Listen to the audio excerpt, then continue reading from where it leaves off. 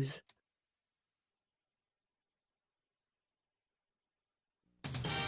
News Talk 610 AM and 102.1 FM. KVNU. 4:05 and in for Bill Walter on this Thursday afternoon. I'm Will Feelwright with your KVNU News Update. It's brought to you by Cache Valley Hearing and Audiology. Well, Utah State University water researchers are creating a new hydrologic information system that will generate new insight about the nation's water resources. The idea is to help those who operate water monitoring sites to manage large volumes of data and make that data accessible to others. USU Associate Professor Jeff Horsborough said that one fundamental of this work is that you can't manage what you don't measure. We measure the water environment all the time. We just don't all share our observations, and we don't have good standards for doing that. And so what we're building is a better way to do that. Now, this year, USU joined the University of Alabama and other partners to form the Cooperative Institute for Research to Operations in Hydrology. It's known as CAIRO. And from this, several federal grants will come to USU. The first is focused on building a hydrologic information system. It's going to allow us to sort of build the infrastructure to do this networking of data. We've also got partners who are focused on modeling, forecasting, and doing important things like flood inundation mapping that allow first responders and other personnel to really respond to the disasters and things that happen. From here, the group hopes to focus on a nationwide system in the years to come. Well, coming up, a former Idaho sheriff is sentenced to probation after he assaulted a group of women who were bringing his family a thank you card. That story coming up. As we check that forecast, we've had mostly sunny skies this afternoon. Temperatures have been in the mid-40s. We're going to drop into the low 20s overnight tonight and then warm up into the 50s beginning tomorrow and continue in the mid-50s for Saturday, Sunday, and into Halloween Monday before another chance of showers comes for Tuesday and Wednesday. Overall, 0.08 of an inch of precipitation from yesterday and overnight. As average temperature for today, 57 degrees. We missed that average, but looks like by the weekend we should get back near that average. Well, a former Idaho sheriff has been sentenced to 3 years of probation and 10 days in jail after prosecutors said he pulled a gun on a woman who was delivering a thank you note to his home. 7th District Judge Stephen Dunn sentenced Craig Rowland on Tuesday. Rowland was the Bingham County Sheriff in 2021 when a youth group from his church had attempted to deliver a thank you card for his wife.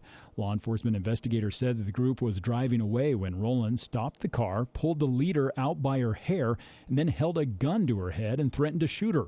Rowland resigned from the sheriff's post in August and pleaded guilty to aggravated assault. And last night in basketball action, Utah Jazz downing the struggling Houston Rockets 109-101 at Vivint Smart Home Arena. Utah avenged its lone loss of the season by forcing turnovers and converting takeaways into numerous transition buckets. The Jazz finished with 25 of 8 advantage in the first break points and scored 20 points off of 18 Houston turnovers. They face off against the Denver Nuggets coming up tomorrow night.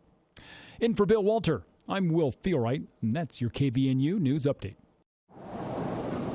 Even though the weather's grown colder, you still have time to have your fruit trees pruned. Logan Extermination says your trees need to be trimmed back in order to achieve success next year. And this is the first step to a bountiful harvest. However, you could do more bad than good if you don't know what you're doing. Save the headache and call Logan Extermination today and get a jump on tree pruning. Prices will vary depending on your needs. Logan Extermination, 752-8450.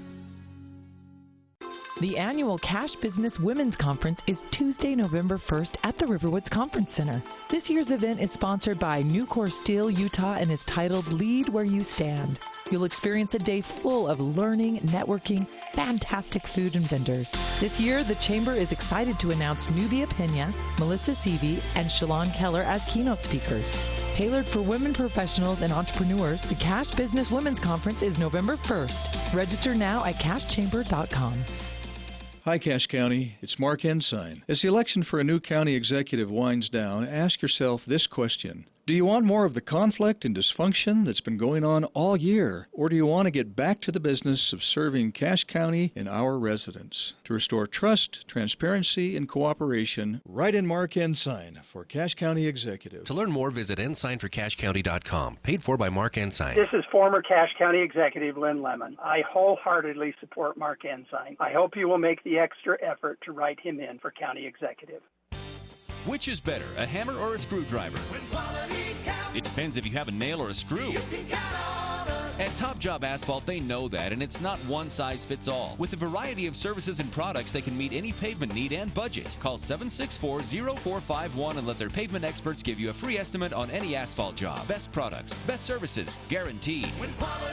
764-0451 or topjobasphalt.com. Choose the best. Choose Top Job Asphalt.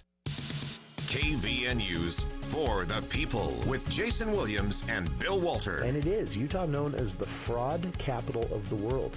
Not because we have more people committing fraud, but because we have so many people falling for it. Going beneath the headlines and connecting you to the newsmakers. The radio is a great way to get the word out to a lot of people in an emergency. So we thank you for your help and being a partner with us. For the People on News Talk KVNU, 610 AM, 102.1 FM, online at 610kvnu.com, and on the KVNU mobile app.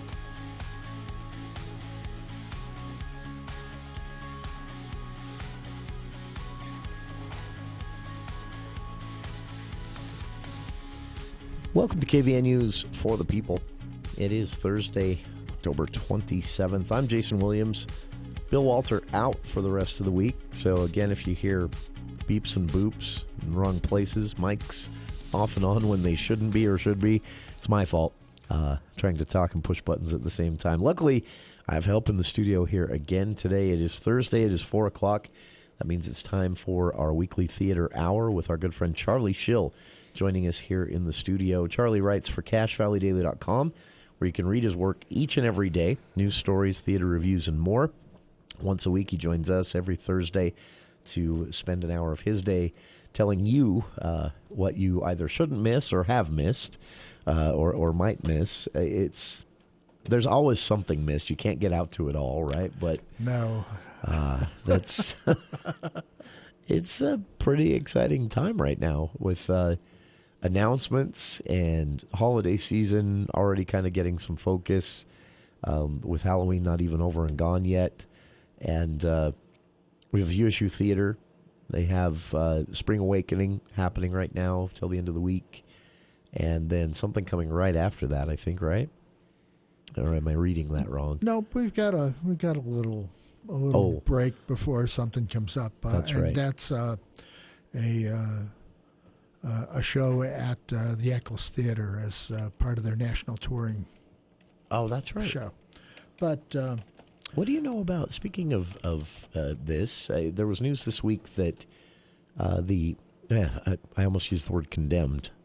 The building wasn't condemned, but I noticed news that the Lyric Theater, USU facilities people, where that's managed by USU, had decided, and they didn't provide details, they decided it wasn't safe to use through the winter, so they're going to kind of shut it down and start their planned renovations early through the winter. I hadn't heard that. I just caught this through USU's website. Or no, it was the USU Statesman where I saw that. And but they didn't provide any details. What I would assume it would have to be a roof issue or something else if they were going to not use the theater through the winter. As far as I know, they're scheduled to do the Christmas Carol in the theater starting December 2nd, something like that. That's what I thought. Oh, here's the word they use: structurally unsound. It says open since 1913, et cetera, et cetera. Blah, blah, blah. In other words, condemned. Basically, yeah. It said a remodel of the auditorium had already been proposed way back in 2000, but they never gotten to it. Utah State University Facilities Department have been looking into ways to fund the renovations and have investigated whether the original sections of the building are structurally sound and determined that it would not be safe to operate out of the theater during the 2022 winter season. So it says Lyric Repertory Company, professional theater company, et cetera, will resume their usual schedule for the summer of 2023.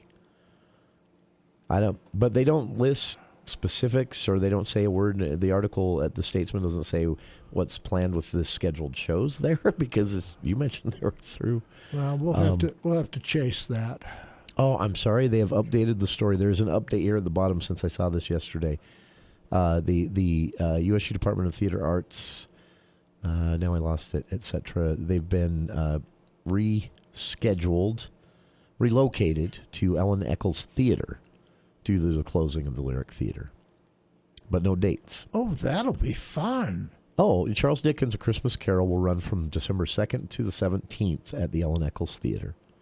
Yeah, that'll be a ball. That's a big theater for that show. Well, yeah, but having all that space, they're used to working on that postage stamp. I wonder if it'll change the production at all. Maybe not. They don't have a lot of time to make changes, right? Well, they could do it. That's going to... I need to look at the schedule for the touring shows, but they've got... They've got the Mannheim Steamroller in there. That's right. I'm trying to click as fast as I can to see if there's an overlap. There'd have to be. I would think so. National touring season. I thought Mannheim was early in December. Yeah, it's, let's see, December 19th. So it would be 2 days after. Okay. All right. Okay. Works. I didn't notice there were two shows of Mannheim Steamroller. I just noticed that. 5 p.m. and 8 There's a 5 and an 8. That's interesting. Well. That's... Speaking of that, I know we talk about Pickleville a lot, but I had missed this. Did you notice with the Addams Family, they were doing 3 shows a day? Yeah. Man. Yeah. Can you imagine? They do a matinee in the afternoon, then a show at 4:30, and then a show at 8. That's a lot, especially for the age of, or maybe the age is why they can do it. The actors are young and well, it's over. Yeah, but that I didn't catch that while they were doing that. They were doing 3 a day. Yeah. on several days on weekends. Yeah. That blew me away. Hats off to them. But yeah, so some interesting news there with the Kane Lyric Theater, and again, no details in the USU Statesman story on specifically what led to it being determined structurally unsound, but and then they're of course not going to tear it down. They're going to... No, they're not. They're just going to... It sounds like the planned renovations are going to have to be expanded into a rebuild almost of sorts internally. So well, that'd be a nice... If they actually did something with the fly system in the theater. That's been condemned for years. I forgot about that. They haven't used that. No, they can't use that. Interesting. They're stuck with one set for the most part, unless they spin it around. That's interesting. Which they've done, in the past with Noises Off and other productions that. They did, that could be interesting if this ends up being, in the long run, a good thing. But I knew the Lyric Theater was old. I didn't know it was 1913 old. Oh. That's a while. Anyway, what else is going on? Speaking of Pickleville and your 3 shows on a Saturday, the Laughfest was in here last weekend at the Eccles Theater, and it was pretty successful. You had a huge cast, well, not a huge cast, but you had T.J. Davis and Slater Ashenhurst and Jordan Todd Brown and Brittany Shamey and Kyle Cotham and a couple stand-up comics. Those are all people that are very familiar to holiday audiences who've been going to see the Picklevilles touring shows, the Juanito Bandito, Christmas Carols, and last year's North Pole Christmas. Oh, that's right. Yeah. That was popular. It was, and so was this. This was very well attended. That's nice to hear. I wondered, because this is very new and different for them. And it's intended to be. The show featured 5 sketches, 4 by T.J. Davis and 1 by Brown. Oh, nice. The best of those were Monster Under the Bed, who turned out to be a TV critic. And Too Much Corn, I love that. which featured Brown as a man who'd been stranded in a corn maze for several years. That is funny. There was also the final sketch of the show was The Legend of Sister Sanderson, and that's got all this usual mild ribbing of members of the Church of Jesus Christ of Latter-day Saints. And people took it well. That's good. That Pickleville can walk up to that irreverent line pretty easily, and I wondered how this would play out. Where the goal of this was, as the title said, Laughfest, and inviting local comedians and others to be a part of it. That was one thought I had, is something like this could go so wrong so fast. No. Where it's not a scripted stage show where you approve every word that's going to be uttered. I thought, but even if you had approved every word that's going to be uttered in the script, that doesn't mean they're going to stick to it. That's true. It is improv, right? Well, Slater Ashenhurst and Jordan Todd Brown are 2 of the troublemakers who go off book very easily. But Ashenhurst was actually on his best behavior, but not Brown. So now I've seen him go off script before, and I don't remember what it was in, but it was hilarious. It was probably either. No, he wasn't in New Sheriff in Town. It was probably, what was the one, Bonafide Bad Guy last summer. That must have been it, because it was recently, and that was just like and it was it was in response to a noise in the audience. And it was funny and on the fly, and Brown will go off book at the drop of a hat. And he was up to his old tricks this time, cracking up other members of the cast. That's very good on stage. There's a number of running gags in the show, and one of them was based on the size difference between T.J. Davis, who is, 7 feet tall, something like that. Big guy, and Brown and Miss Shamey are tiny little people. There was one where in The Monster Under the Bed, Brown keeps coming in from the bedroom dressed in his Dr. Denims and saying, "The monster says this, the monster says that." And TJ picks him up and holds him at arm's length over his head. And I'm not sure that was intended to. You think that was improvised? I thought that might have been improvised. That's very cool. Payback. But they did a lot of stuff with the short people. That's very funny. It was really well done. That is. And I'm hoping this thing is going to turn into a holiday tradition, a Halloween tradition. I think because there's definitely room in the schedule for a Halloween show. Yeah, and nobody really does one. No, and this is something that they, I assume. I mean, not easy to produce, but easier to produce. You write a bunch of skits. You play around with them, and figure out which way they work best, and this one had two stand-up comics, and they were okay. the show could have stood without them. Really? Yeah, it could have stood on its own. Yeah.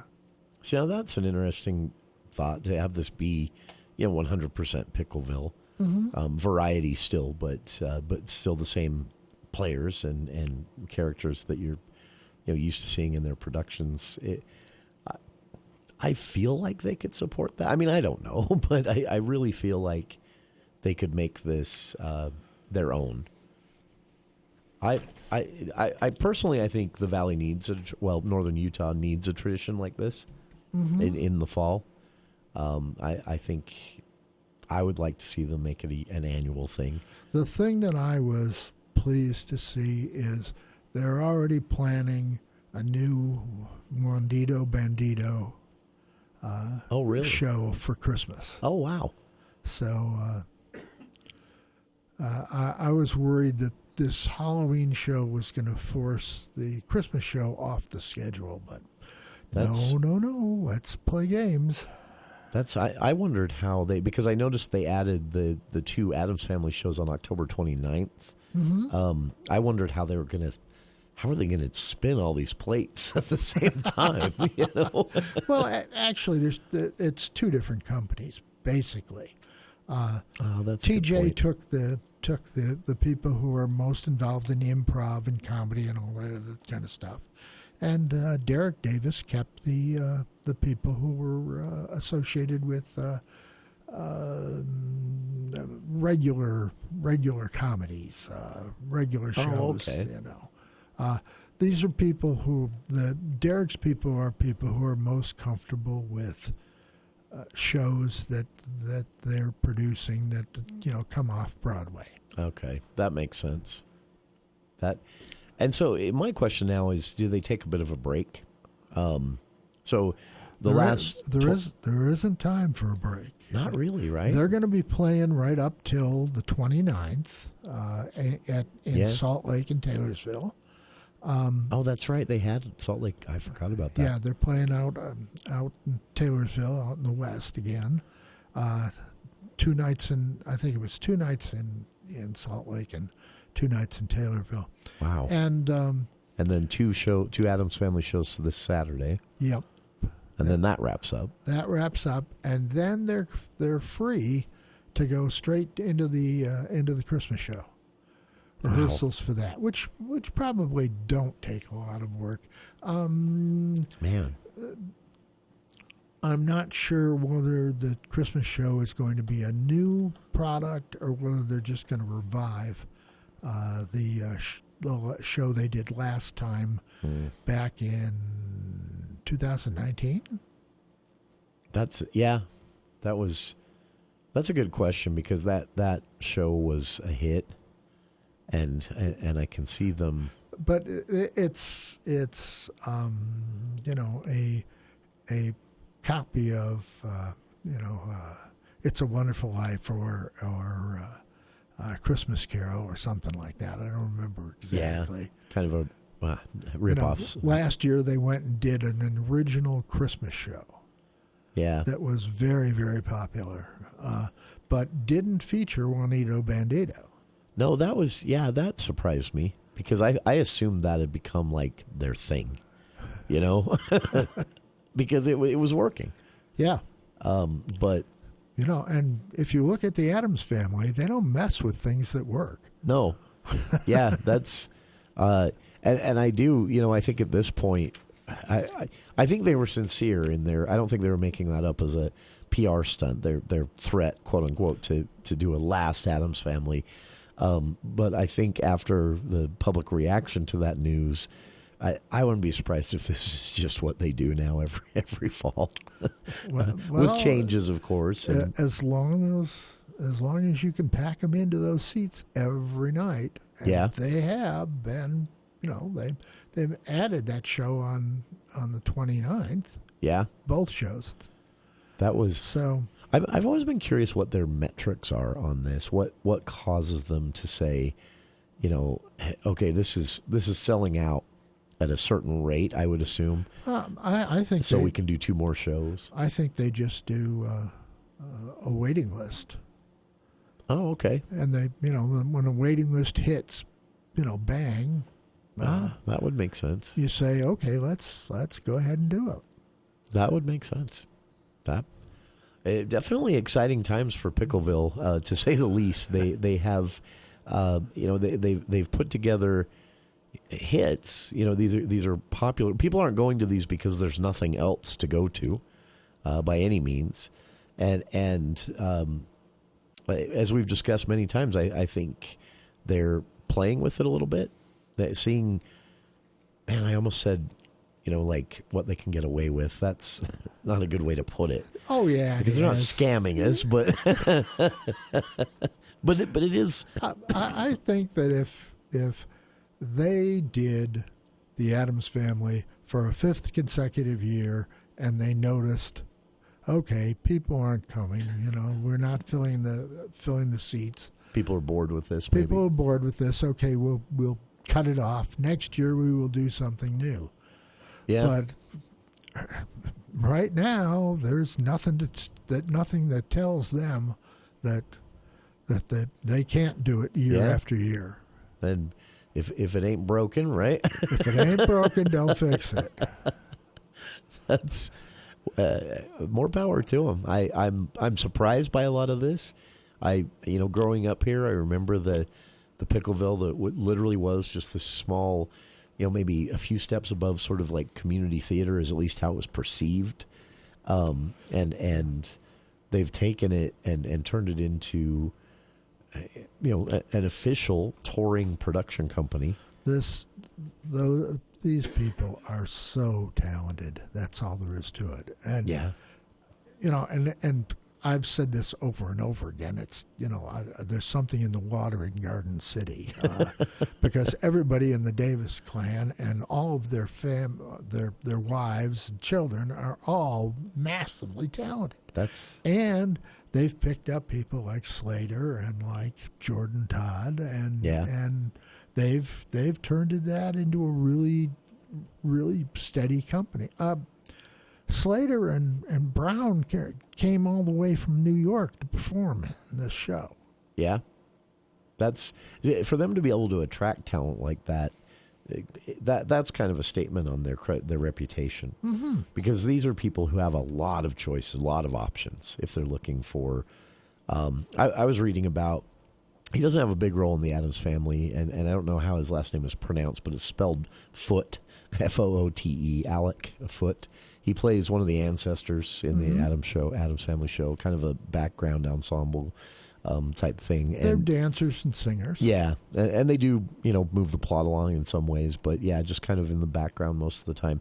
And this is a person who is going to school here at USU, but took a gap year, and they convinced him to spend his gap year doing stuff with them. Performing with them, yeah. Talked him out of traveling, an internship, all kinds of things. And I think that tells you Pickville has some weight to throw around. When they come and ask, people are inclined to say, yeah, I'll work with you.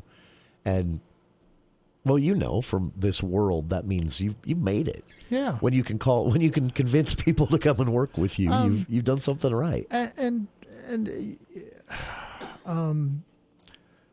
Kenzie Davis, who normally plays Wednesday. Oh, sure. Last year, she took the year off from playing Wednesday. They moved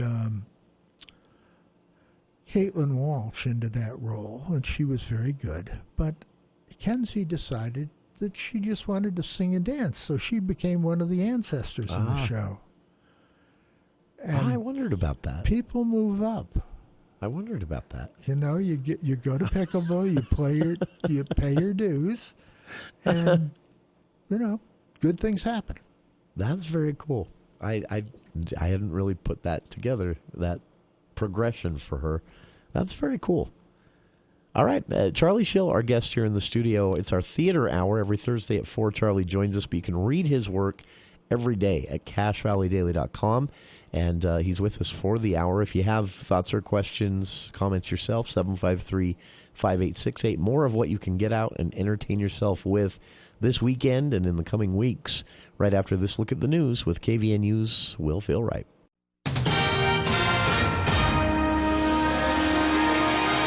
Well, thanks, Jason and Charlie. The news this hour is brought to you by UNI Furniture. The Cache County Housing Crisis Task Force has been selected to receive the Merit Award from the Utah chapter of the American Planning Association, APA Utah. The task force will be formally recognized in an awards ceremony by APA Utah the first week of December. Cache County Executive David Zook said that great things happen when the county works together to solve problems.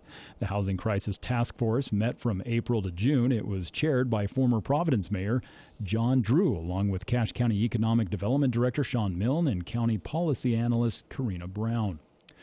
Well, the trucking industry has been dominated by male drivers for years, but not for long. Today, female drivers are showing up behind the wheel of semi-trucks. With supply chain issues caused by the pandemic, the need for truckers has increased, and gender is not so much a factor as it used to be. Melissa Dabb finished her commercial driver's license from Bridgerland Technical College back in June and is already driving a semi-truck with a flatbed trailer going from Cache Valley to Salt Lake and into Idaho. Before Dabb got her CDL from B-Tech, she went on a couple long-haul drives with a friend. She went as far as Texas and Maine and got to see everywhere in between. Now, while the traffic can be scary at times, she said that if you're careful, it's not too big of a problem. Russell Lichty, a CDL instructor at B-Tech, said he is seeing more and more women coming through their CDL program. Some are getting both their CDL and heavy equipment combination license. And Utah is putting plans in place for the economic downturn as inflation, which is currently at 8.2%, digs in and predictions of recession become more pronounced. State Representative Marcia Judkins of Provo recently told KUTV that she's concerned about the recession and remembers what happened the last time the economy lost traction. However, Utah could be better prepared for a recession than many other states. Last year, Utah voters passed Amendment G. It included a guarantee that education funding will pay for new students in the education system, as well as account for inflation. Any funding increase will be based on a rolling 5-year average of inflation. State Representative Mike Schultz of Hooper helped negotiate the language of the amendment with Utah's education community. In addition to the funding promises, the state also has created an education stabilization fund, and currently that account has approximately $280 million in it, with the plans of having over $400 million in 6 years. Well, mostly clear skies continuing through the rest of the afternoon as we've been in the low 40s for today. Tonight we'll drop into the mid-20s, and then tomorrow head into the 50s. And it's going to warm up into the mid-50s by the weekend as we'll see sunny skies continuing through Halloween Monday before a chance of rain comes our way for Tuesday and Wednesday. I'm Will Theorite for KV.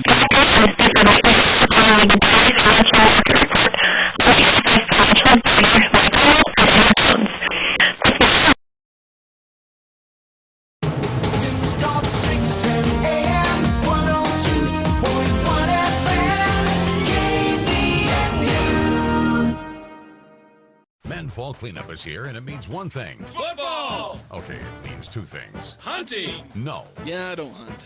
Hang Christmas lights? Nope. Rake the leaves? No. Call Hall Tree Care. Yeah, but why? Fall is the best time to have your trees and shrubs trimmed and hazards removed. Every winter, homes and vehicles are damaged by heavy snow and overgrown trees. Call 760-6587 and ask about their radio discount.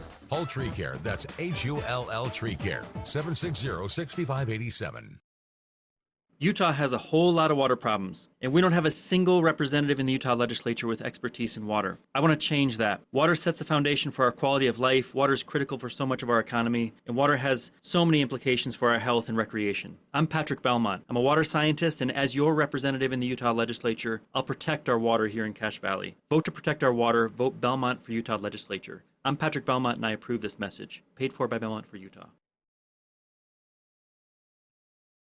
The Elements Restaurant is serving a plated Thanksgiving dinner this year with all the holiday classics. Herb roasted turkey with a sage turkey gravy, garlic whipped potatoes and whipped sweet potatoes, traditional cornbread stuffing, and delicious warm rolls. And for dessert, choose between pumpkin pie, pecan pie, or apple galette. Let the Elements serve your family a delicious Thanksgiving feast while you spend the day enjoying family and friends. Prime times fill up quickly. Reserve online today at theelementsrestaurant.com or call 750-5171. Hey, Northern Utah, it's time to get outside, enjoy some football, and the last bit of perfect weather. John Weiss here, and right now at Heritage, we're celebrating Jeep Adventure Days, when you can get amazing deals on new Jeep vehicles, like 0% financing on a new 2022 Jeep Compass models. There's never been a better time to get inside the Jeep you've always wanted. But hurry, Jeep Adventure Days end October 31st. Heritage Jeep in Brigham City, Tremont, and Logan, your hometown dealer with the biggest deals. Hi, this is Ashley from LSS Insurance. Are you getting 3 or more calls a day about Medicare? Telemarketers that offer an amazing Medicare benefit? That amazing offer may be available if you live in Florida or Arizona. At LSS Insurance, we offer the right plans for our area, and I guarantee you will get better benefits at a lower cost. It's time to enroll or change your Medicare plan. Call LSS Insurance at 752-9493 or go to lssins.com or come to our free third Thursday meeting.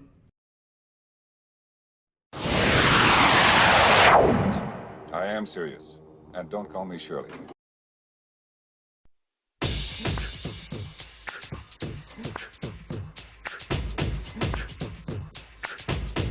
Welcome back to KVN News for the People. It is our county hour with our good friend Charlie Schill here in the studio. County hour.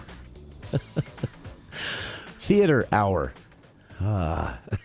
Charlie, my brain is fried. We can do county hour. Trust me, I don't want to speak for the county. Not right now. Not right now. A lot going on. Speaking of that, you can read Charlie's work at CashValleyDaily.com, and that is one of the things he's covering. Something that, I don't know, maybe call it like the battle of the budget or something. Executive David Zook, County Executive David Zook, has released a budget. This is tradition. That budget got a response from the county in a press conference this morning, which that never happens. I don't think they've ever done that. Maybe this is good that you have, the battle of ideas like this. Maybe we've been lacking that. Maybe it's also a breakdown of communication, and I don't know. But you can follow the story, and you should follow the story. Maybe they all just hate each other. Yeah, I mean, it happens in government sometimes. No, I'm fooling. Never mind. No, it's... Let's get off this subject. Yeah, anyway. But you can read the coverage at CashValleyDaily.com. Also, read Charlie's review of Spring Awakening, which is USU Theater's production running up until this weekend. You also have this Saturday 2 more shows, not sold out yet, of Addams Family by Pickville. So the Laughfest, the touring comedy thing, that was for here a one-off. That's a one-off. It's over and gone, unless you want to go to Taylorsville or Salt Lake. Well, you'd have to go to Taylorsville now. Oh, you'd have to leave right now, actually. So that's out. But there's still stuff you can do. Did we already talked about Hunchback of Notre Dame, right? Yeah. We had a listener email in and say they really wish that more would be done at that auditorium. Just a big fan of that auditorium, and it's big. The Skyview Auditorium, basically, there at the high school. It's a bit out a ways when you've got these options in downtown and on campus. But the sound is crystal clear in that place. That's what this listener mentions, that same thing. They said you could hear everybody. They actually were complaining about a recent trip to the Morgan Theater where the sound can be horrible. Absolutely. That place can be deader than a doornail. Yeah. It was. I saw it. And I'm sorry, but it's true. It is. The last thing I saw there was 9 to 5 last spring? Yes. Early spring. And it was hard. It was unintelligible. You could hear them. The volume was okay, but it sounded like most of the time. And that is a Morgan Theater thing. I don't know if it's their sound system or what, but yeah, this listener said they loved the Skyview High School Auditorium because it's crystal clear and there isn't a bad seat in the place. No. And absolutely true.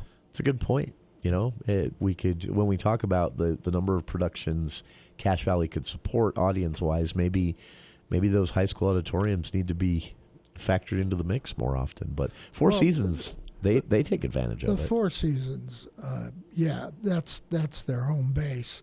Sure. But you got to remember that those high school auditoriums are also producing high school shows. Yeah. That we don't talk about because there's just too many of them. Yeah. They do 3. Every school does 3 a year. Yeah. And so it's a bit tough to make it to everything or find time for everything. But Particularly since they use them for rehearsal halls as well. That's true. Yeah, it would be. I think scheduling would be a bit tough if you started seeing week or 10-day long productions at high school auditoriums on the regular during the school year. It might be a little tough, but I'm with you. It is a nice auditorium. All right, that's our last comment from a listener here. Okay, let's talk about Spring Awakening in the Morgan Theater. Where to start, huh? I wish you hadn't said that. Now, for listeners, we provided background on this one last week, so we won't dig into that all again. But I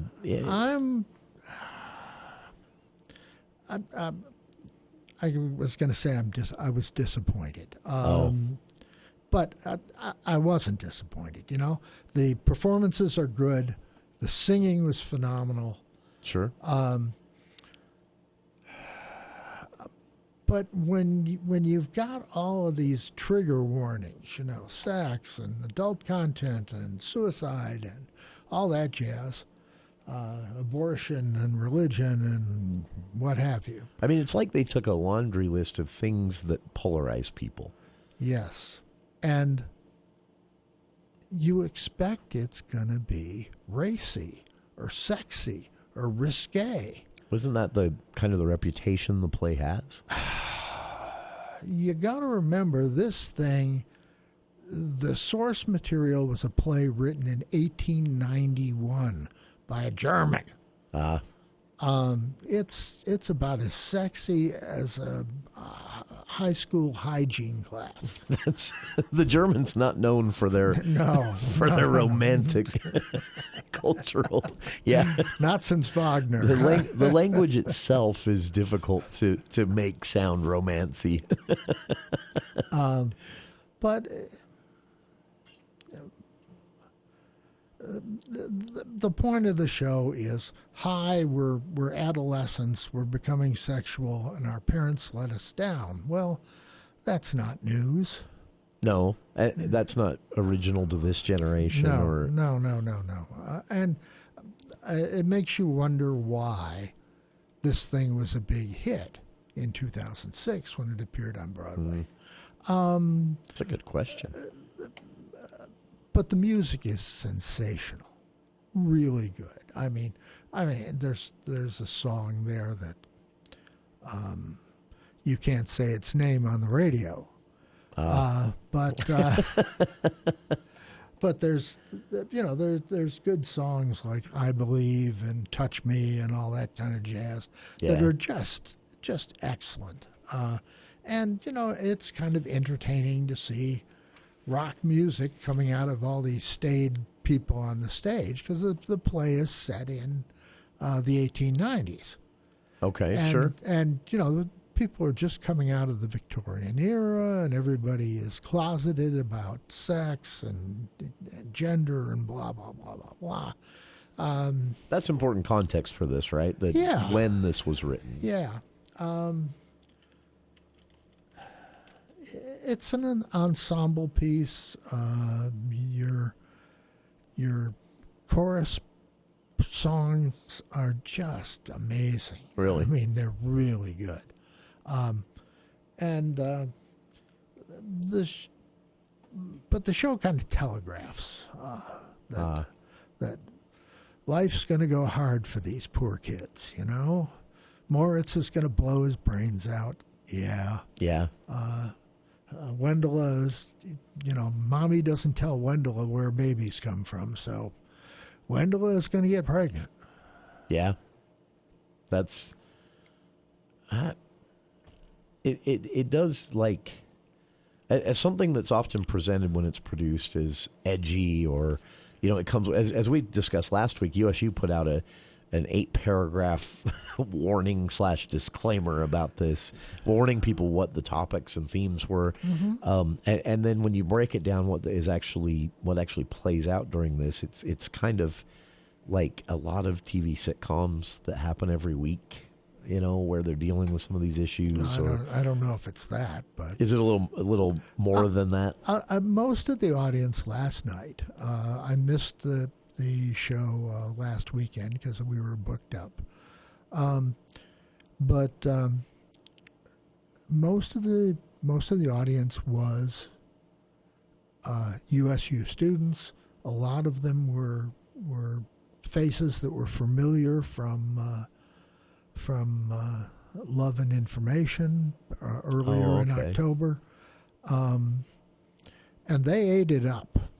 Really? Yeah, they're big on let's be rebellious, let's be all that jazz. When That's interesting. Yeah. Those of us who are a little older, you've tired on the whole. Isn't it cute how you're rebelling? It's a good show and it's worth seeing. The show, when it debuted in 2006, it broke a lot of Broadway rules. Sure. It was a rock musical. It was based on an 1898 or an 1891 musical. It had, and it rubbed the audience's face in a lot of very sensitive subjects. Sure. And it probably couldn't be produced on Broadway now in our woke environment. That makes sense, actually. But maybe that's why it was chosen. It's possible that. Also, street cred for kids who can put on their resume now that they were in Spring Awakening. Yeah, and that's good. That's what a theater program ought to be doing. Sure. That's a good thing to remember. And it's a good show. I mean, maybe it's worth seeing just to remind yourself that there was a bolder time in the theater era once upon a time. Sure, and it wasn't that long ago. That's and it is, to be fair, it is to make something that old translate in the same way in today's culture into, relevance like it had at the time. I mean, I've never seen the 1891 play performed. I don't think anybody living has. But it was probably pure soap opera, I would guess. And by putting in all the rock music and that sort of thing, they breathed new life into it, into the story. And that's what you do. I guess. I mean, it makes sense. And as you said last week and earlier before we started, this is, it's a reminder that these productions, though we get to enjoy them and they are, presented publicly, ticket sales and all of that, this program is for the students. Mm-hmm. And so this is good for them. Give them an opportunity to perform. Yeah. And so in a season or an academic year, you want to do a couple of comedies, a couple of farces, maybe a musical. Sure. A George Bernard Shaw play. Yeah, they always Misalliance. Throw one of those in there somewhere, right? Yeah, I love Shaw. That's one I never get tired of. I mean, I have favorites and least favorites, but yeah, it's one that I could go to Shaw. This is running up until this Saturday, right? Spring Awakening, and then that wraps up, and then they pause until A Christmas Carol, December 12th. Right.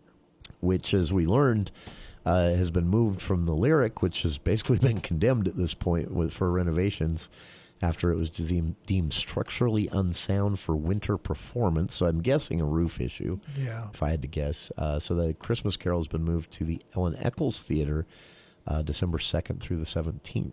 So that's where you can catch USU Theater students next. And they have a whole calendar after that, too, so they're not done. Neither are we. We've got more with our friend Charlie Schill here in the studio talking theater in Cache Valley. It's the Theater Hour on KVNU's For the People, and we'll be back with more right after this.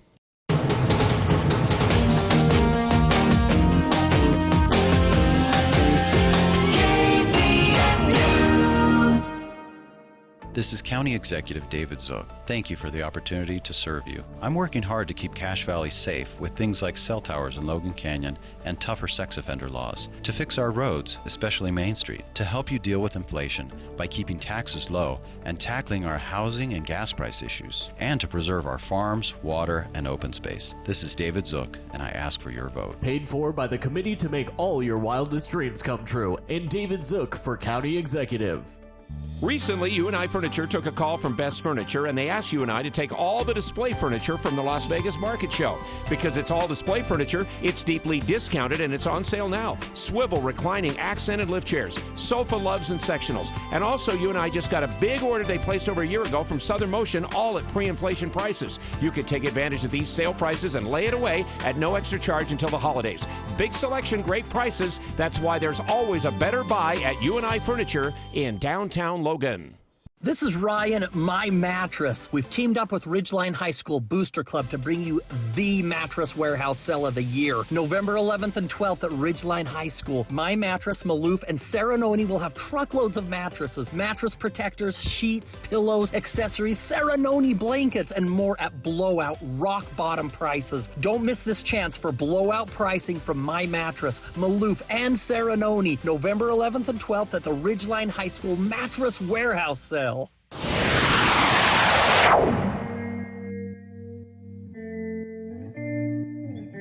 Welcome back to KVNU's For the People.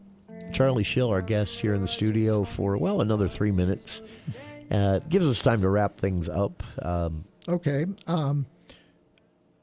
The Music Theater West is putting together a performance of Newsies, the Disney musical, which is one of the less annoying Disney musicals. Yeah. It's more rarely done. It is less frequently produced. To be fair. The performances will be February 24th to March 4th. And the reason we need to talk about this is because the auditions are coming up. Oh. They're going to be held November 10th and 11th at Providence Elementary School. Oh, wow. And the show is going to be directed by our girl, Lindsay Kellstrom.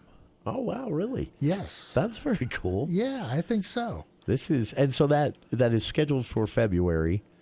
They're going to be rehearsing through the holidays. Well, maybe not. I'm sure they give them Christmas Day off, right? Sure.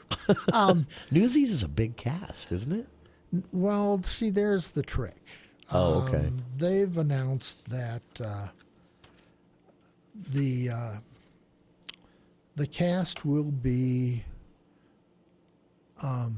just the main characters and 12 to 14 ensemble performers. So they're paring it back. They're paring it back. Okay. The neat thing is Lindsay is still going to be directing that show. Now, she's done another. That's very cool. She did another, but she's employed by Utah Festival Opera now, full time. Oh, I didn't know that, full time. In their educational program. So wow. It's nice that they're giving her. That's very cool. The okay to go ahead and do that on her own time. That is Newsies. I'm looking forward to. I've only seen that production once before, and I was very young. And like you said, it's one of the Disneys I haven't soured on yet. I also, speaking of auditions, I just caught this since we were saying we don't talk a lot about high school productions. Ridgeline High School is currently opening their auditions for Seven Brides for Seven Brothers, which they have planned for just a month from now. That's rushed, but we'll see. Maybe we can pull it together. Isn't that the old barn doing it?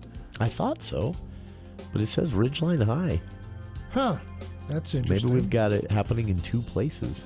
Huh. That'd be entertaining. Yeah. Catch them both or not. Or not. Or not. Or not. That's what I'm definitely tired of. It's not bad, but man, has it been done.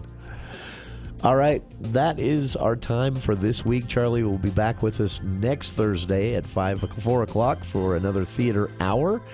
For the People, though, continues. Please stay tuned for hour 2 of today's show here on KVNU Logan.